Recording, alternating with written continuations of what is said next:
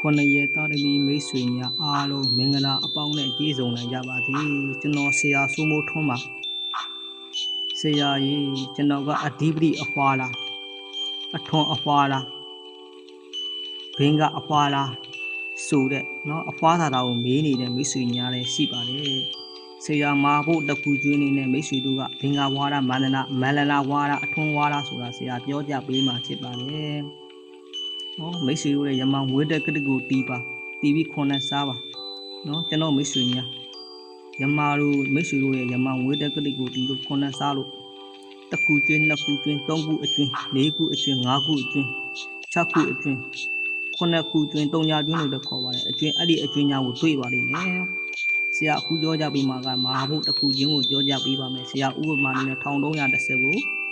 နော်ခွန်နဲ့စားရယ်နော်တခုကျွင်းတယ်တခုကျွန်းတော့မဟာဘုတ်တခုကျွန်းတန်ကိုထူရမှာဖြစ်ပါတယ်နော်တခုကျွန်းတော့မဟာဘုတ်တခုကျွန်းပေါ့နော်ဆရာမဟာဘုတ်တခုကျွန်းလေးနဲ့မိတ်ဆွေတို့ကဘာအဖွားလဲဆိုတာဆရာပြောကြပေးမှာဖြစ်ပါတယ်နော်မဟာဘုတ်တခုကျွန်းဆိုတော့အောင်ကနေစဆူရပါမယ်နော်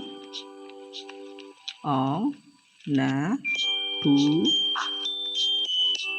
စစ်တူကြီးဝဲနော်ကြာတာပတိသားသမီးရှိရင်အဓိပတိဘွားဖြစ်ပါတယ်ကြာတာပတိသားသမီးများချစ်ရင်တော့အဓိပတိဘွားဖြစ်ပါတယ်